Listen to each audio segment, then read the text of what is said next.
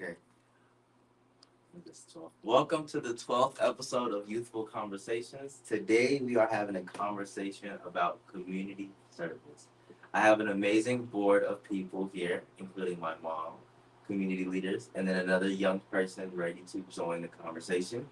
So, before we get into the episode, I want to give my shout outs. Thank you to GSOP School for providing the building so that way we can record this podcast. Thank you, William Hussey and Miss Chewy Monroe for being the production team behind the podcast. And now we're gonna do introductions around the panel, and then we'll get right into our first question. So we can start us off. I am Chef Crystal. I am Jeremiah's mom. I'm kind of the momager, not really. I'm the neighborhood chef. I help a lot of organizations in the area. I'm just excited to be a part of the conversation. Hi, I'm Ingram Bell, community organizer, program manager for Gig City Coalition under the One Step Further umbrella. Um, Happy to be here. I'm Ashaylah. I'm a senior in Delhi High School. I'm a child of a community activist, so I'm with some of the topics that we can talk about. I'm grateful for you guys joining the episode. It has been a long process to get this up and running. I'll take full accountability on my end, but I want to thank you guys for being up here. So the first question is, what are some effective strategies for finding and getting involved with volunteer opportunities for young people? I would say something. The way that you get into doors and get into places by opening your mouth. And it is a requirement in Guilford County to graduate to have community service. And most people wait to the last minute. And if you be proactive instead of reactive and going ahead of like, all right, I need some community service. And then targeting your community service to what you like. So say like if you know that you like outdoor activities, you know that you like dogs, like look into those organizations and then try to get some hours. And then there's lots of hours available because organizations depend on volunteers. We depend on people that want to help and give of their time because you can't always pay for things to get done. And like in different environments, there's different things to do. Like nursing homes have lots of volunteer opportunities. Different organizations like the SPCA, Red Cross, you can donate blood. There are lots of things to do. And then there's ways to get service hours by giving gifts. There was just a diaper drive where she was giving people service hours for bringing diapers and wipes. Like that's easy. You can literally just go buy diapers and wipes. And some organizations, you bring canned food, they'll give you service hours.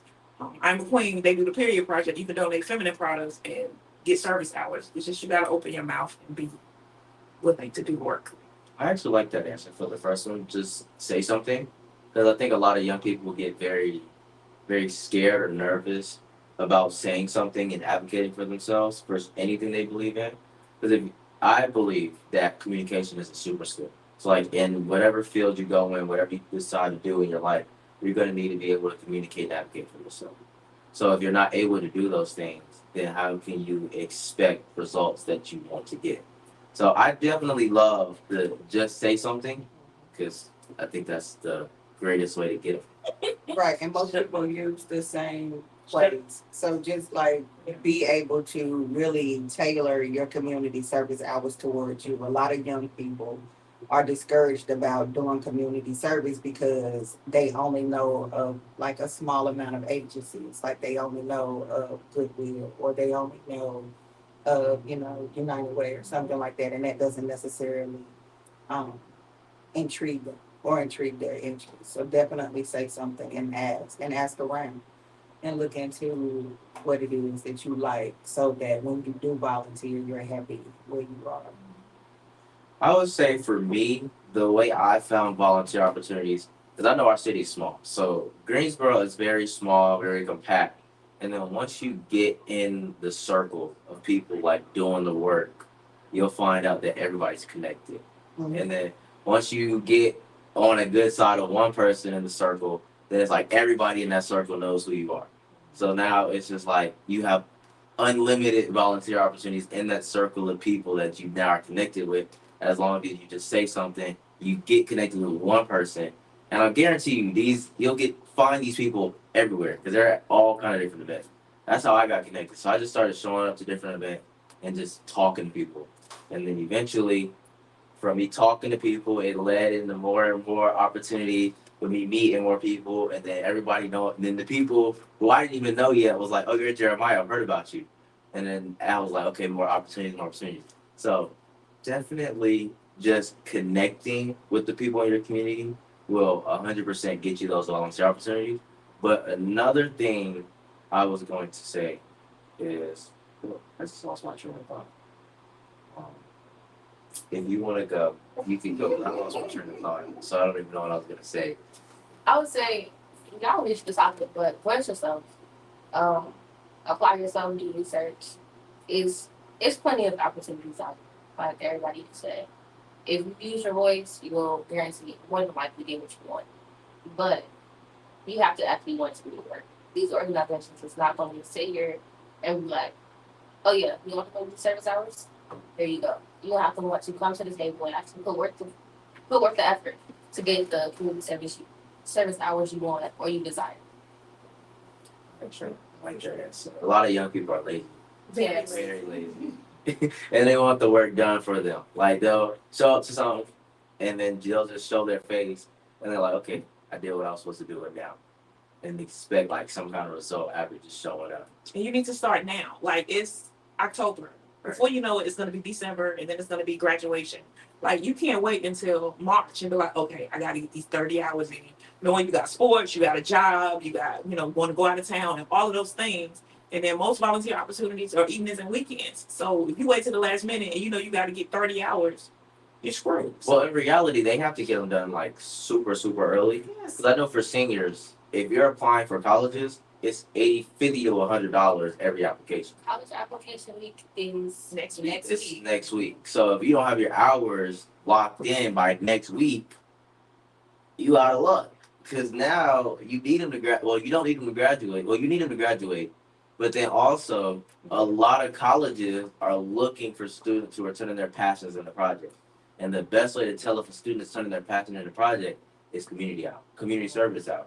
So They it's like, react on how they react on that campus. right. Oh, I didn't even think about that.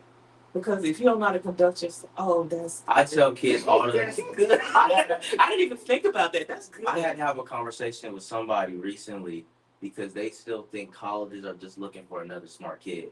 I'm like, there are dozens of smart kids. Almost every person in the world is smart if they apply themselves to something. But are you going to be just another person on campus who can get good grades and then go home?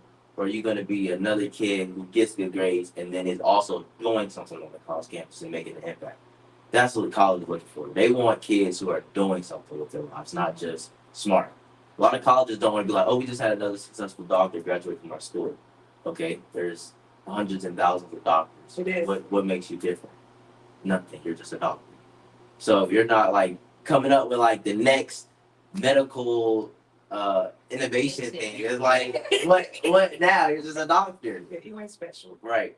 But my thought, I just got it back. I was going to say, make sure you find volunteer opportunities that line up with the title that you claim to have. Like a lot of young people, I was talking to somebody, and they was like, I claim myself to be a leader. I was like, okay, what volunteer hours do you have to prove that you're a leader? He was like, well, I volunteer at nursing homes, and I've done stuff with different nursing homes and different other shelters and stuff like that. I'm like, okay, so what did you do at those shelters? He was like, oh, I just fed old people. I gave food out to the homeless. I'm like, do you classify that as leadership? Or did you organize it? Right, like if you organized it, then I classify it as leadership.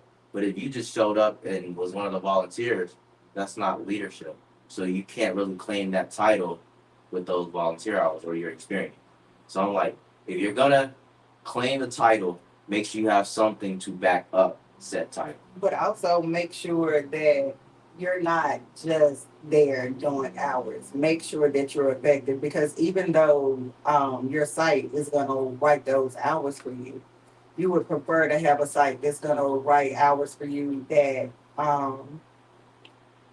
can support your claim to fame, but also like creating your own projects, right? So if you're in a building and you see that there's a need for something, like if you're working at a nursing home, create some type of, hat drive or something for them, or create a game night or something that they don't have. You know what I'm saying? Yeah. Um, I encourage like all of our volunteers that come and work with us to think of something that you all want to do. Think of something that is going to intrigue you and keep you here, right? I have youth that love feeding the homeless. Every time we do something, that's their initiative. That's what they want to do. So that's one of the things. Lead. If you're going to lead, lead. But you have to be able to do that. You can't say I'm a leader and you don't lead. Everybody's not going to be a leader either. And it's okay, to fall in line sometimes. But if you're going to classify yourself as a leader, you have to be out front and do the work, because the work isn't easy. 100%. Well, I tell people when you're creating a resume, the resume should spell a picture that is you. And you should be able to articulate it effectively. So people will go on ChatGPT and list all of these things and be like, I'm this, that, and the third, but not be that person. And then when you're in an interview, because when I do my interviews with people, I'm like, okay, sell me you. You should be able to have an elevator speech. You should be able to talk. Your talk game should be able to sell it. And so then they get there and they're saying, and I'm just like, interesting. So you are none of these adjectives that you described yourself as. So why did you put it on the paper? You're selling a false narrative that you are, a great communicator, great customer service. But you don't have that. You have an attitude. You walking around with the stank face and you're saying that you're positive. And I'm like, don't put those words on your resume selling it, and that's not who you are. Right. And then when you do your resume, you be like, oh, I volunteered at the soup kitchen. But you was just hanging out in the corner on your phone the whole time. That's not effective community service. All it was you showed up and got the box checked. But if you showed up and you was actually putting the food on the plate, took out the trash, you made sure that everybody got something to eat. And if it was extra, you going around checking on people. You had conversations.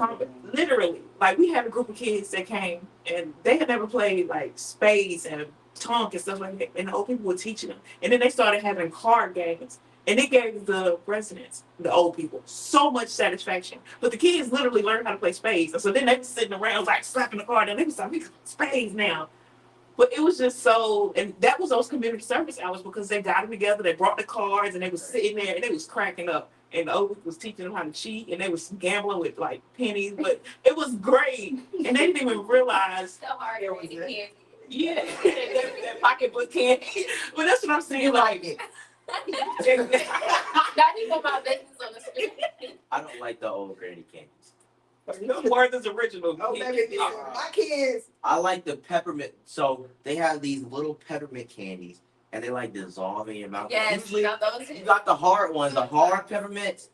They be alright, but the ones that like are like puff balls and they dissolve in your mouth. Those freeze dried. Oh my god, I can eat those every day of the week religiously. Like they're so good and they dissolve. Oh, I don't like those. They were fighting this morning over the strawberry candy. I don't like the jelly filled candy filled. I don't like those either. I just like the little puff ball peppermints. They call Red Robin. That's what they call Red Robins. Robin. I love those. I can eat those every day. Every day. But I can attest to the false resume. So before I had actual stuff to put on my resume, and my mom was on my tail, she was like, you gotta have a resume to go to college. I didn't do it. I didn't have enough stuff to put up there. So I would go to ChatGPT and just ask it to write random stuff that it thinks would fit to a 15-year-old teenager, 15-year-old public speaker at the point in time. So it just came up with a bunch of different things that a 15-year-old public speaker should have. And I told my mom, I was like, here's my resume. And she put me in an interview. And I was like, oh, I don't have any of this stuff that's on this resume. And I was talking to her. And she was like, you put this on your resume. But when you were giving me your elevator speech, you didn't mention it. Where is it at? So definitely can attest to the false resume.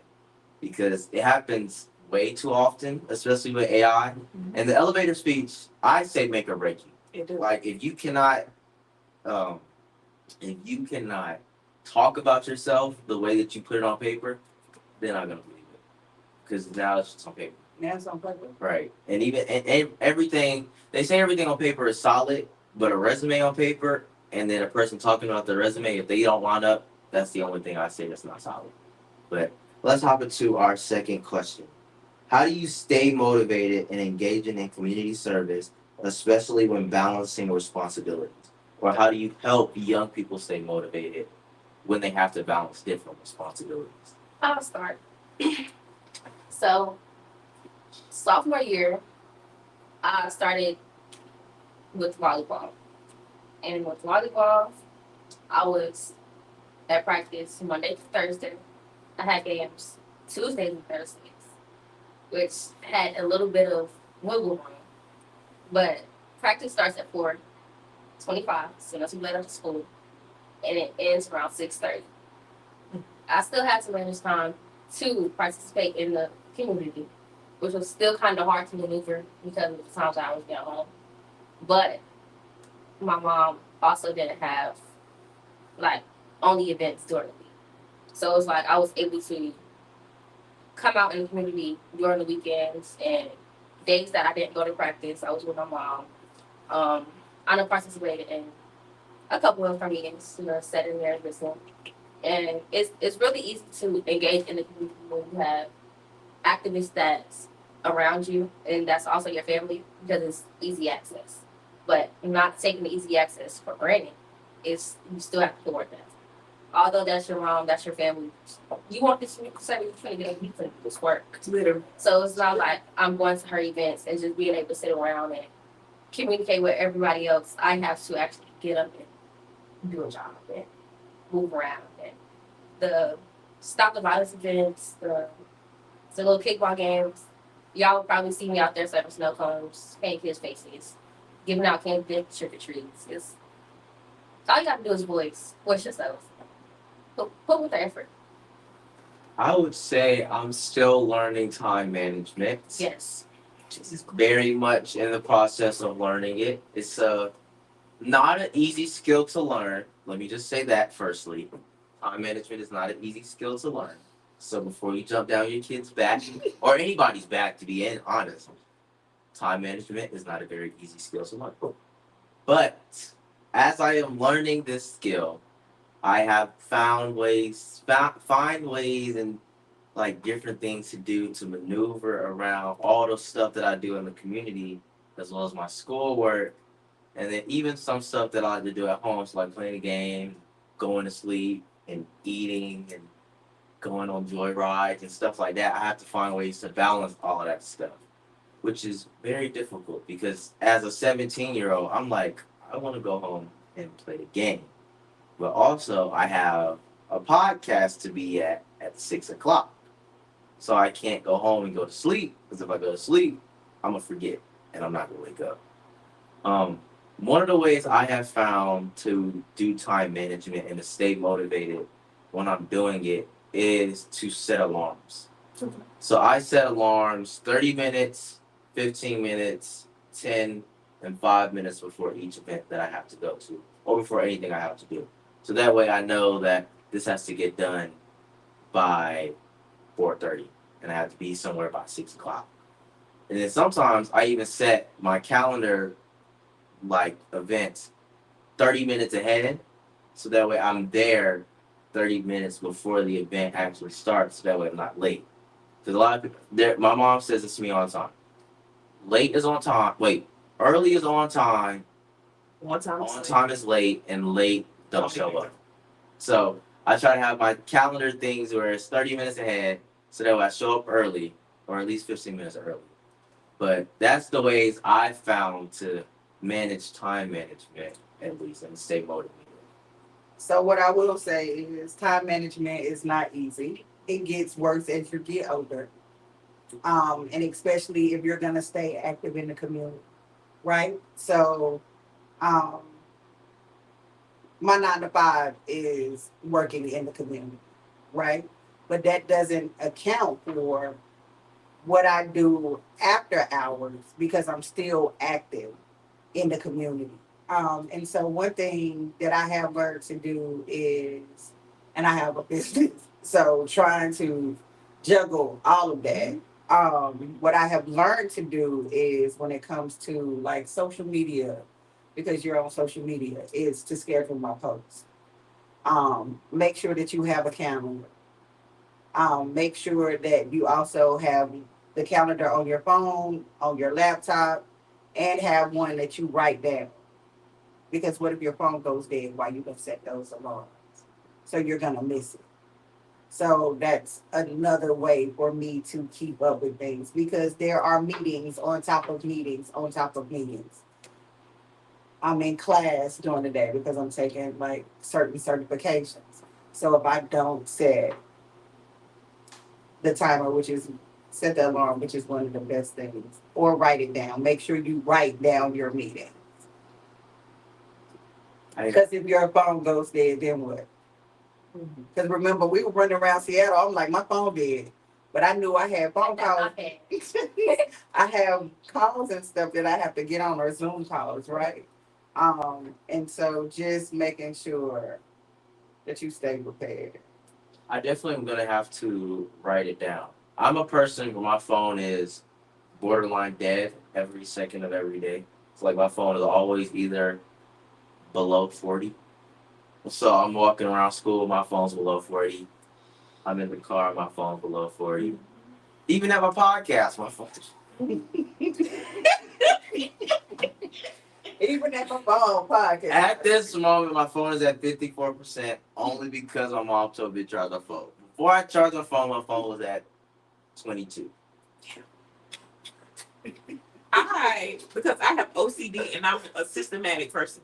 I like for things to be organized. Like I'm just very habitual, organized, strategic. So I have alarms, I have a calendar, and then I have your calendar sync with my calendar. I have my work calendar sync with all the calendars, and I got them color coded. Like I opened my calendar up at work one day, and they was like, "What the hell?" I was like, "Listen, the only way that I can maintain all of this madness is by being organized and the OCD being overdrive because I'm like, okay, I gotta be here, I gotta do this, and got podcasts on Tuesday. I teach class on Wednesday. And then, I got to do stuff at work. And then I have chats and meetings and calls. And I just feel like it all got to be on the calendar. Because if it don't, I'm a scream. And so I have to be very strategic and organized.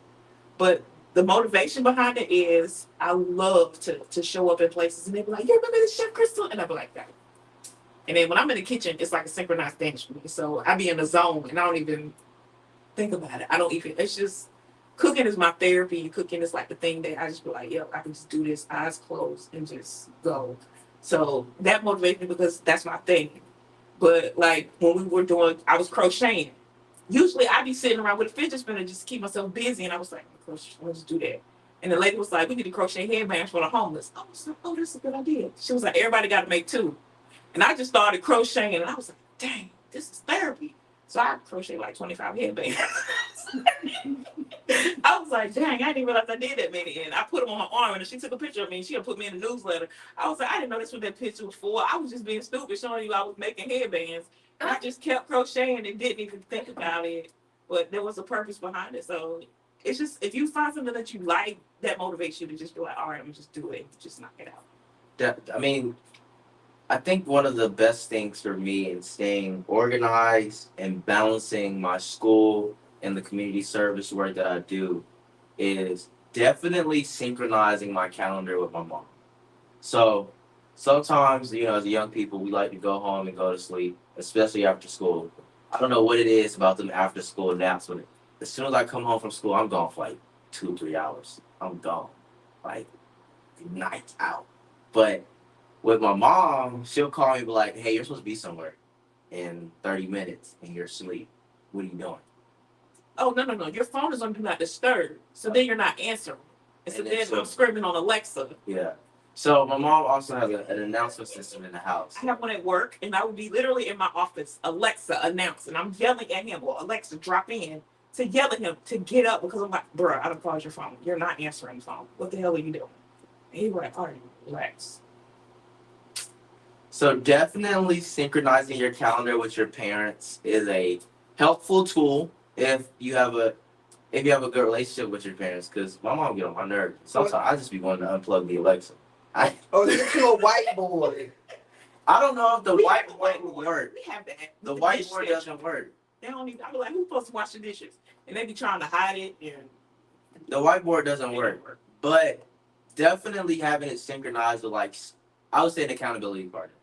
So find you somebody who can be your accountability partner where it's like, hey, you're supposed to be somewhere at 4:30. What are you doing? Hey, you supposed to be in this call. Hey, he got class at 10 o'clock and you're still at home at 9:50. What are you doing? You're late.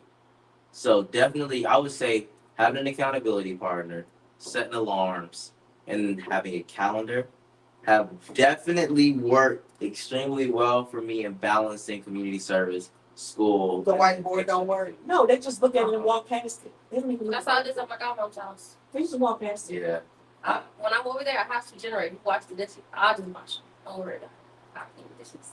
Yeah. We have a whiteboard for the laundry because they have to take towels upstairs, and for the dishes, they just ignore it. It's like they'll wait until the next day when it's the other person's turn to wash the dishes, and then they're like, "You were supposed to wash the dishes, and you didn't wash them." It's the whole day. You wash the dishes. That my sister does.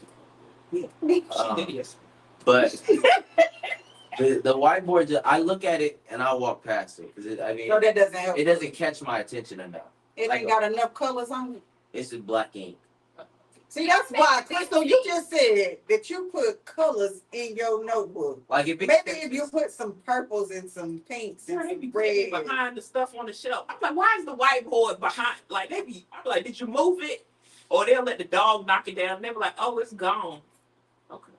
The whiteboard really just doesn't catch my attention. So like if I'm out and I'm in the kitchen, I'm trying to eat, and I just see a whiteboard, I'm like, okay, I'm going back to what I'm doing. It just do like, what's that show, Big Mama House, that had the lady, they had all the things going down where they put the color pens in it. Maybe that'll work. Yeah, we can try that. But our next question. Can you share a personal story about how volunteering has impacted your life and personal growth?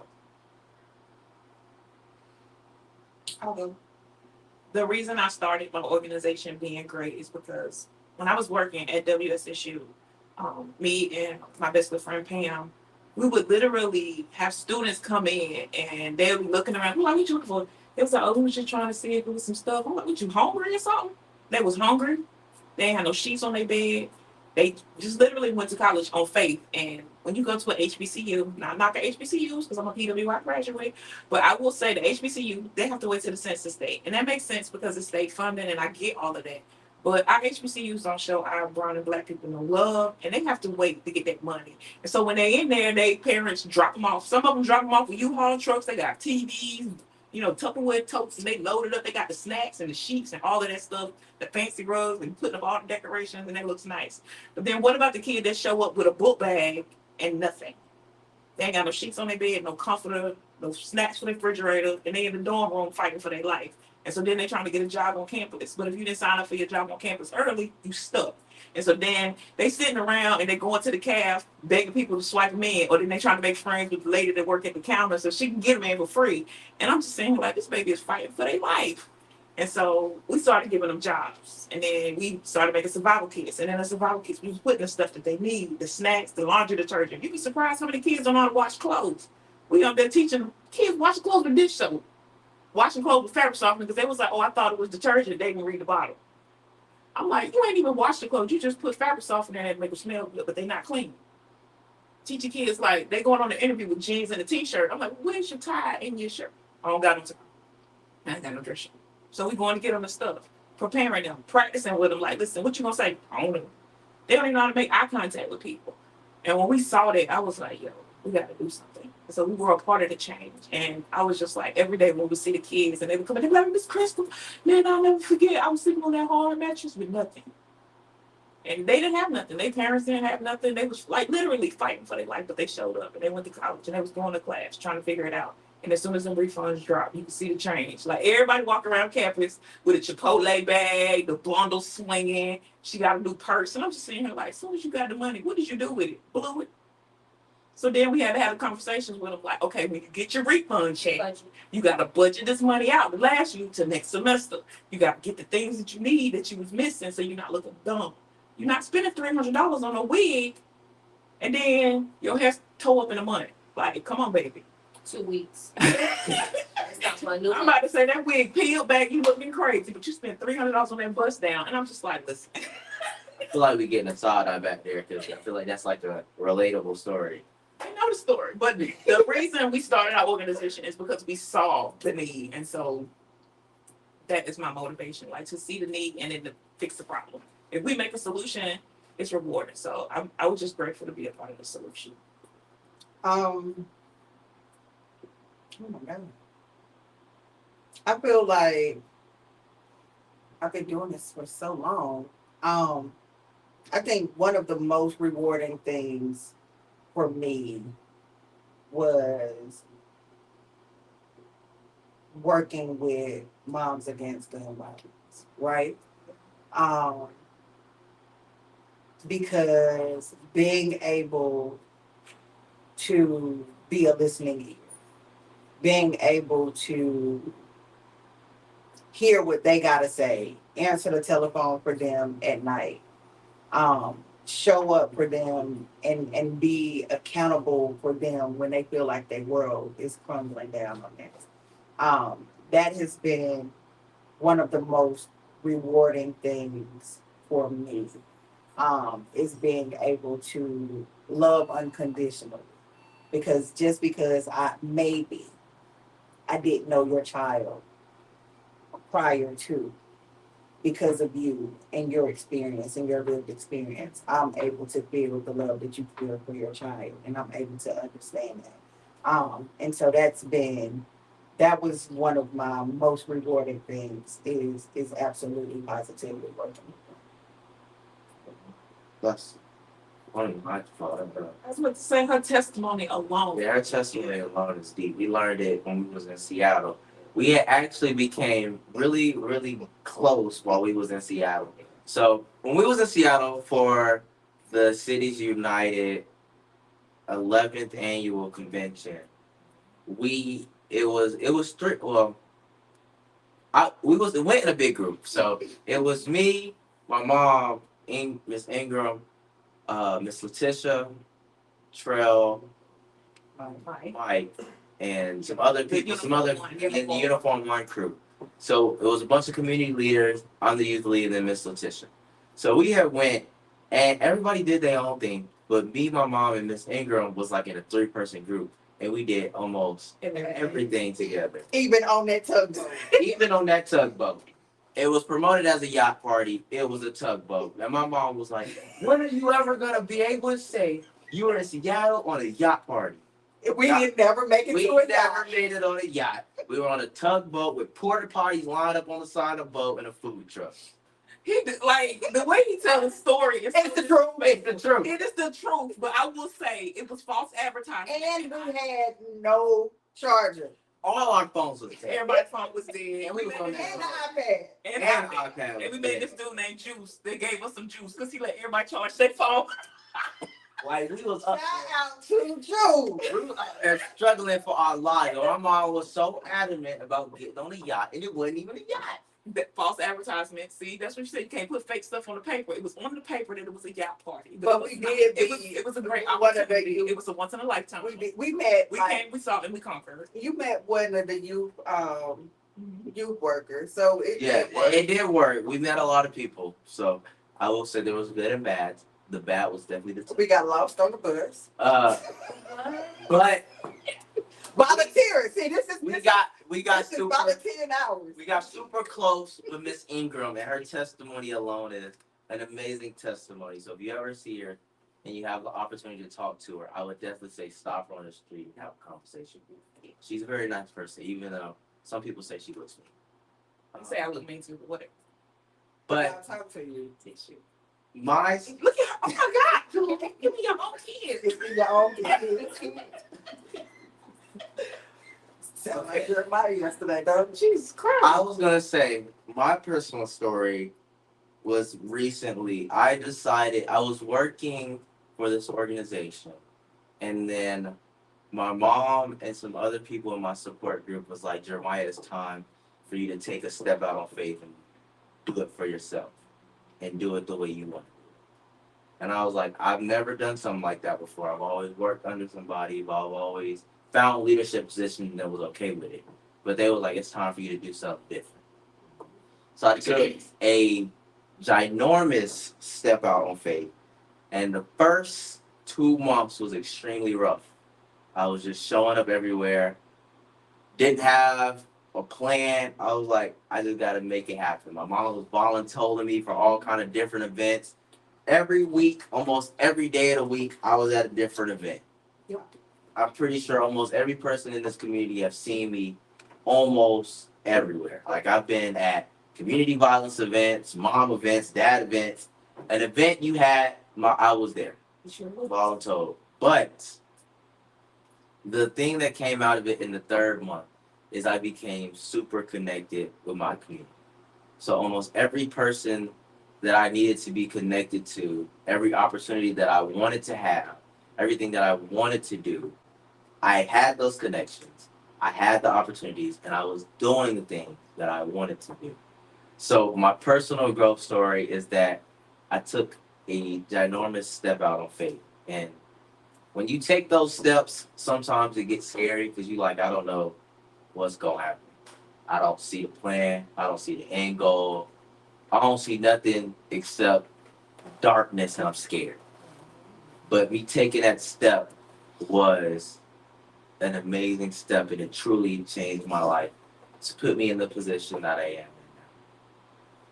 now. I would say volunteering with MCOF and Gay City Coalition. I was young when I first started, so it's not like I knew a whole bunch of what was going on. But growing up and actually now like realizing, I like seeing people feel better about themselves, and I like doing as much as I can to help someone else feel better about themselves. Because I'm a big empath. I do not want to see nobody feel down. Because why are you down? I'm sad myself now. I'm very, very joyful, and I can feel everybody's energy. I feel all the energy. So it's like I don't want to see nobody else struggle because I know they won't want to see me struggle. So helping the community and participating in the community to help them do better. And as a youth, and during the summer, volunteering with them, like with the stuff they do with the kids, is absolutely amazing because it's not like all these other kids can. They have the resources to get everything that everybody else gets to. So for them to come out and give to the kids and the community, and them not having to, but just doing it out of the kindness of their heart and doing it because they love their children is what makes me happy. That's dope. That's dope. Okay, so our next question is, what are some common challenges you guys have faced while volunteering? I would say one of the challenges I have found is that the peer support that should be there for doing something different is not there. Like it's not there at all. When you first start doing something different, so whether that be community service, whether that be volunteering, whether that be podcast, whether that be whatever, if it's different and it's not something that's like traditional and everybody's doing it, people are not going to support it automatically. So one of the challenges and how I overcame it was firstly, I had to become confident in everything that I was doing. And I had to believe in myself more than anybody believed in me. I had to advocate for myself. I had to talk about myself. I had to do everything like times 100 because there was no support from my peers that I wanted there. So, another thing I did was I just talked to them. Sometimes talking to your peers is extremely scary because I mean, you see the way they treat you, you see the way they look at you, you see the way they view you. But if you just have a conversation with those people, you'll notice that there's a lot of misunderstanding about different things. And once the misunderstanding is gone, now you're able to build a genuine connection with these people. So now it's not just, oh, he's doing something different and that's weird. Now it's, oh, he's doing something that he loves doing that's making an impact. How can I get involved? So that was my challenge that I have found volunteering and just doing something different is the peer support. I think for me, what has been the most difficult is because the need is so high, having the ability to find wraparound services Okay. for those that we have to help, right? Because 9 to 5, cool, I'm good. But on my outside time, on my me time, on a time where I just say, this is my community, regardless. Um, being connected to the community from where we're from and being able to give back. Um, Making sure that there are enough wraparound services, making sure that we have a pipeline, and all of us working together because sometimes we don't work together. So making sure that we all align and that we still have conversations where we can refer each other out to other people if we can't do it. That's been one of the challenging things is the wraparound services and not having a great line of communication when it comes to working with us and other orgs and working in silos. Because certain people work in silos. So you can't get through it unless you In the circle. in the circle or you get to it, right? So you don't want to necessarily sell your soul, but you have to be able to be connected. And so Greensboro is really tiny. Greensboro is really tight knit, and everybody know everybody. And so if you can't shake that and can't get past it, you lose it. Yeah. And so just being able to get past it, you lose, and not giving up. Because it's been some days that I don't say, well, you know what? This ain't for me. But my joy comes from serving. So I got Another some thing about Greensboro is everybody know everything. So you can't do nothing without almost everybody in the city knowing. Mm-hmm. So definitely have to watch how you And treat burn bridges. the different people. Yeah. You can't just burn one bridge and then expect another one. Yeah, because if you burn one bridge, you done burnt them all. Yes. And they'll blackball you for a minute. Like you won't be able to move no work. You won't be able to volunteer. You won't be able to do what you love. So you have to be careful with that too. And that comes with our kids. Like, even with you. You're Crystal's son.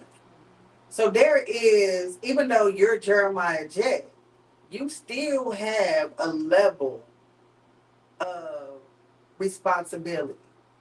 Because we got Crystal 40 under 40, right? Right. So you are her replacement. So that's another like thing you can't wiggle through. My mom was a community activist my entire life and a foster parent for over 100 kids. I'm in my 40s. And I walk outside every day and say, oh my God, what am I going to do today to make sure that I don't embarrass her? And she's been gone since 2012. So just that for me is gatekeeping, remembering whose you are and who you are, and making sure that we have the resources that we need, because the need is greater than the resource right now. My answer for this would be people are not always nice. People are not always positive, happy, or any of the above. And I'm like, Jesus Christ. But one thing that I never allow people to do is to change my energy, my narrative, or my outcome. Because if I show up, I'm showing gratitude, humility. I'm telling God thank you, and I'm just going to do it until hopefully my energy will spill over, and then you'll be like, dang, let me stop being butthole. And you can be around people, and they always negative, mean, all that. And like when I work with the elderly, old people can be mean. And you got to be like, okay, thank you. And never disrespectful, never angry, never give them back what they give you. And then by the time it's done, they're like, okay, baby. And they hugging you, and it just completely changed. So you got to bring that positivity. You got to bring the light. Got to stay humble. Always gratitude. Manners. Jesus Christ. I teach my kids, yes, ma'am, yes, sir. No, ma'am, no, sir. Because being nice and being positive and having good manners will get you so far. Just the basics. Be a decent human being. And if you show people that you're a decent human being, they're gonna start to like, dang, let me stop. And then when people are in need, they're not happy. And when you dealing with people, the population of folks that's homeless and all that, like they got a rock on their shoulder. They mad at the world because they like somebody cost me my livelihood. Something happened that made me pissed off. Somebody died, And so if you be that light, that positivity, because people are not nice, like for real, like you're gonna encounter some mean people and they mad at the world. But you can change that by being positive, being nice, and just be a decent human being. And that has helped me because I people. I say I don't like people. I don't like kids. I'm like, ooh. But I show up and I be there with them churn. I be there with them old people, and I do it because they need us. We committed to, like, we signed up for this, so I know I signed up to be a community person, a leader, and all that. So I signed up for it. So good days, bad days, all the above. We're gonna be positive out here. I would say my biggest challenge is not everybody wants help, and being a person that comes to help and being rejected. I'm just here trying to help you, and I hate being told no. That's something I need to work on. Yeah. But no isn't going to be an answer. I'm here to help you, and that's what I'm here to do. I'm going to help you. I don't care if you say no, you don't want the help. I'm going to be able to help that you want. Yeah. If you don't have to want it from me, but I'm going to be able to. Yeah. But that would be my challenge. Definitely understanding not everybody wants help. They don't. One of the things I had to learn alongside with that is that you can only help a person as much as they want to be helped. So you can't like drag somebody farther than they want to be dragged. So like you can give them all the resources, give them everything you got, but if they only take in a little bit, that's all they don't take. But they say you can bring a horse to the water, you can't make them drink, right? And that's part of our community also, is that our community is scared that somebody's gonna talk about them because they're being offered help. So also that has to be one of those things that we keep in our mind as we're volunteering, is they need to feel comfortable, right? And like not every situation is a photo op. So we have to take into consideration when we take pictures and how we take pictures with our community. We have to be more understanding because we don't want everybody taking pictures of us. Yeah. So what I do and my team does as well is if we take pictures, we usually take it from behind them and get whichever one of us is volunteering and talking to somebody. We stand behind that person because maybe they don't want to be on the camera and while you giving them no food. Maybe they are embarrassed that this is what they had to have happen to them. Maybe they don't want anybody to know that you helped them get their lights cut on, right? Every situation that you do, if you're volunteering, is not a photo opportunity, right? I know some people need content, but sometimes this ain't the time to get content. Sometimes you have to understand what you're dealing with and what you're working with. That's a challenge. That's definitely a challenge. Yeah, I think everybody, especially with social media, everybody wants everything on social media. Especially with, I see it so much with young people volunteering or doing anything for anybody. They'll put it on Instagram. Like I seen one young lady, she had bought this unhomed person food. Mm-hmm. And she was recording the whole interaction, like giving him food, and he was like, "Thank you so much for the food." But I'm like, if you would just gave him the food, you would have got the same gratification. Right. But you had to put it on the internet, and now you look weird. Yeah. And you look weird to those of us that really want to do the work, right? Because to me, lives aren't numbers. Lives are lives. Right. And I honestly feel like I tell my kids all the time, I be like, we ain't rich. we one paycheck away from the projects. I don't know what. But that's our favorite thread. So, my thing, we the Kardashians. I'm like, y'all are broke. Y'all broke. We broke, but y'all not. Right. See what I'm talking about? It's small. Right. Made of money. We're broke, not you guys. We're so you guys, KIDS. So you guys work to provide for us. Yeah. It's ghetto here. It's ghetto to have kids. But that's why. But that is. I like that answer. It's ghetto to have. But that is one of the things that is one of the biggest challenges is depending on who you're out with, doing work with, right? Because that's one of my challenges. Is I gotta watch who I'm with because don't come outside with no photo out because this ain't that. Don't come outside thinking that, oh, you here. Come on, let's get this picture. No, because that ain't what we here for. We here to serve the community who needs us. If they didn't need us, they wouldn't be here. So don't always show up for a photo opportunity. Come work. Come work. That's one of my biggest yeah.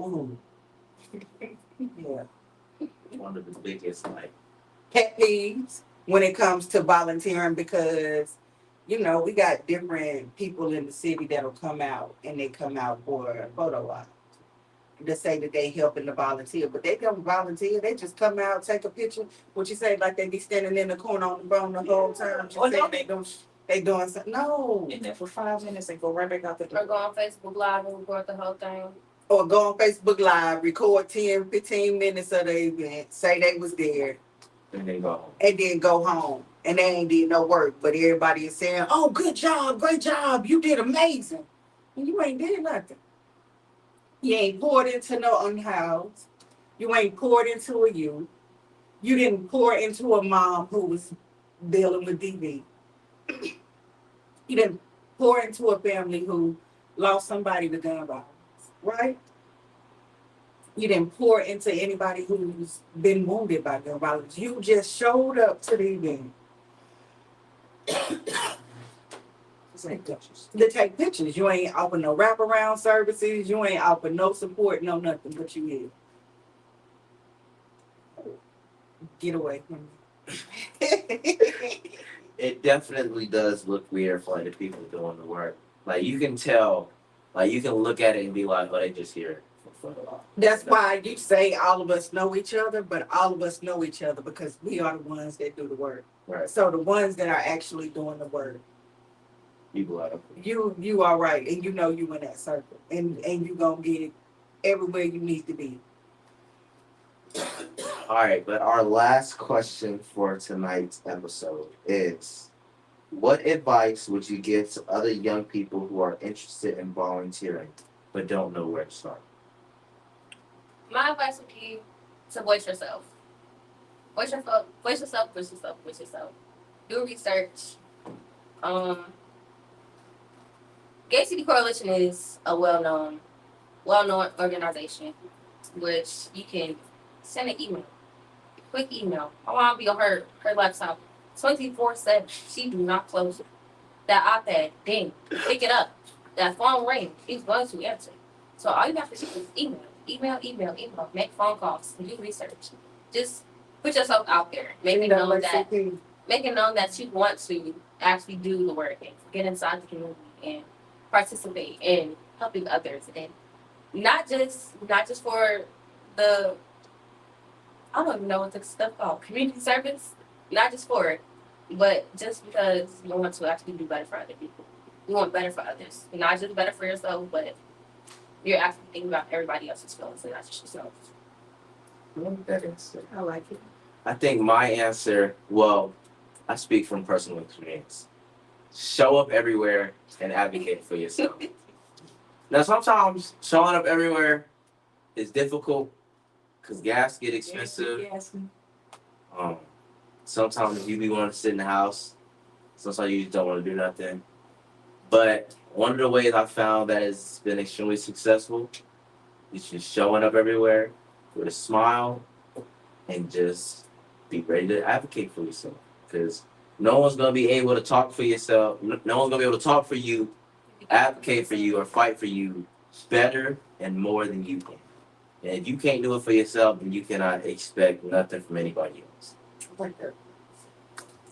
My advice would be, y'all use the phones and the internet for everything. You literally can go on Google and type in volunteer opportunities, volunteering near me.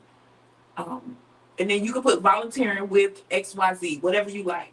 And there are volunteer opportunities for lots of stuff. Like organizations are always looking for volunteers. There's always sign up forms. There's always somebody posting if you got talents or whatever. Some people will give you service hours for doing random things. Like I said, it was one for diapers, feminine products. They have like the hurricane drive. Like now is a prime opportunity. It was just a hurricane, a natural disaster. They're giving people service hours for collecting clothes, collecting non-perishable food items. Like all you gotta do literally is tap in, and you can search everything. This AI stuff is real, and you can use it to your advantage. And it's stuff like literally around the corner, out the door, and boom, there it is. People that like animals, the SPCA, different like the Humane Society, they always need volunteers. Literally, you can go in there and play with dogs for a couple hours and get your service hours. The dogs need companions, and if they there, obviously somebody dropped them off. You can go to shelters; they need people to help cook, clean up, do stuff. You can go to nursing homes. When you there, you can do more than just pass out plates. You can play games with them. They love to do puzzles, activities that let them use their hands. Like it was a group of girls that braid. Like you can go in there and braid a couple old people hair. Like there are so many things that you can put on makeup if that's your thing. You can go in there and paint their fingernails, do yard work. Like they have outside areas that need to be cleaned up. You can paint walls. There are so many things that you can do. Habitat for Humanity, Animal Queen. There's so many organizations. Google, literally, ask Siri. There's no reason for you to be sitting with no hours. And literally, a hurricane just happened. You don't even got to work hard. You can collect the clothes out your closet, out your living room. They need blankets, socks, hats. It's about to get cold. They need water, just the basics. Like right now, and you can get service hours. Just if you don't get hours, that's your own fault. Like literally, it's too easy right now. I also have a volunteer opportunity with people as well. So with Let Miss Ingram answer first. oh, let Miss Ingram answer first. Yeah, I was gonna. You gotta promote. I was gonna promote. That's what I was doing. Everybody said, wait a minute. We I think one of What advice would you give to young people who are looking to volunteer but don't know where to start? So y'all done said Google. There is at Guilford County Schools, there is a liaison that helps as well find community service hours. There's always special ads on Facebook. I know One Step Further, Gay City Coalition. I know Will, I Am King. It's a bunch of us that are always constantly doing different events that, we could absolutely positively use volunteers.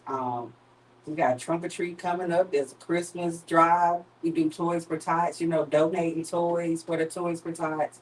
We're getting ready to do like a boot drive. Trunk or treat is coming up. So we got, setting up your trunk, coming to help do the games with the youth. There's always something, always something. And if you're listening to Jeremiah can plug everything and everybody in because he got all our flyers. And then I'll connect with everybody. So He no, connected with I everybody. done put this on. I done said this in the episode before. You need a support group. You need anything. Youthful Conversations is more than open and willing to supporting anybody we can. So JeremiahJett.com. Just go. Right. JeremiahJett.com. That's all my. We got this weekend. We got we're giving showers and feeding the unhoused and clothes at 241 Summit Avenue. Y'all want some community service hours this weekend? We got you for that. So that's us. Yes. Well, I want to thank you guys for coming on Youthful Conversations episode 12 podcast. We have 3 more episodes, and then we are officially in the grand finale. I am so looking forward to it. I want to thank you guys for being on the panel. What's your community service opportunity? Can we get rid of the thank you first? Jesus Christ. They just said wait, and I can't even get to the things. So thank you guys for being on the episode before I was really interrupted. Thank you guys for listening into the podcast. Thank you, GSOP Score, for providing the building. Thank you, William Hussey and Chewy Monroe, for being the production team behind this podcast. And now, I want to excuse you because you said go use the bathroom. So you go to the bathroom. On the podcast. In that podcast, but it's okay. But now I want to promote my event, volunteer opportunity, community service, everything we just talked about. So November 2nd on A&T campus, Freyer Hall, we are having the grand finale of Youthful Conversations. It's a 3-part event. The first part is a community showcase with different organizations, different leaders, different entrepreneurs, different people who are just making it happen in our community, being showcased and being recognized, being valued, and then also having the ability to promote their events, their organizations, their brand, their whatever. Second part, the live podcast, where all the previous guests from all the episodes are going to be able to come back and have a live podcast discussion with the audience being able to talk to the people on the panel and then even the people online being able to tap into the show. Then the third and final part is going to be a young talent showcase where we're just implanting different young talent in between the whole event to showcase the youth who have talent. So artists, speakers, dancers, whatever your talent is, we would love to showcase you at this event to make sure you feel loved, you feel valued, you feel heard, and you feel appreciated more than anything.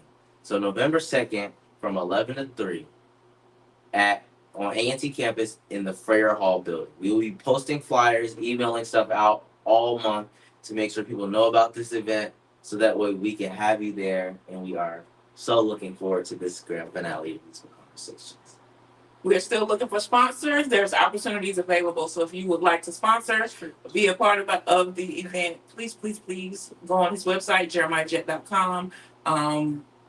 We want this community to show up. We want this to be big. We want to hear your voice. We want this to be over the top. So we need you. So if you want a spot, you want to sponsor, we have some great people who have already got on board. We got some sponsors lined up, and there's still room for more. So please don't miss the opportunity and contact us, jeremiahjett.com. Yes, she just cleaned up everything that I missed. So, again, I want to thank you guys for being on the show. I want to thank your daughter for being on the show as well. She had a bathroom break emergency. So, yes, we will see you all next week for another episode of Youthful Conversations.